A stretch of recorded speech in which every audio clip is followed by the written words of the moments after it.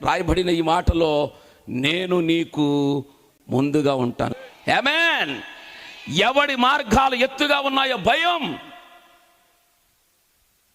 జెరుబ్బేలు మందిరం కట్టేటప్పుడు భయం.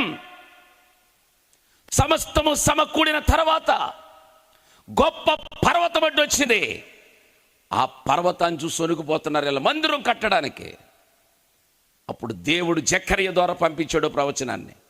చెప్పు వాళ్ళకే వాళ్ళ శక్తి ద్వారా కట్టలేరు, దాన్ని బలము చేత కట్టలేరు, నా ఆత్మ చేతనే కడతాను. ఈ కట్టబోయే మందిరాన్ని కూడా దేవుడు శక్తి చేత బలం చేత కాదు, ఆత్మ చేత కట్టడానికి చెప్తాడు మాట. ఎల్లో ఆ ఎత్తుగా ఉన్న పర్వతాన్ని చూసి నువ్వు భయపడుతున్నావా? రాయి తీసుకోండి, పునాది వేయడానికి ప్రారంభించండి. వేసేటప్పుడు చెప్పండి కృప కలుగునుగాకని చెప్పండి.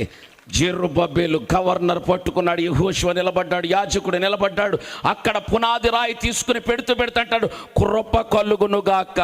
చెప్పాలి ఏం చేయాలట? కృప కలుగునుగాక.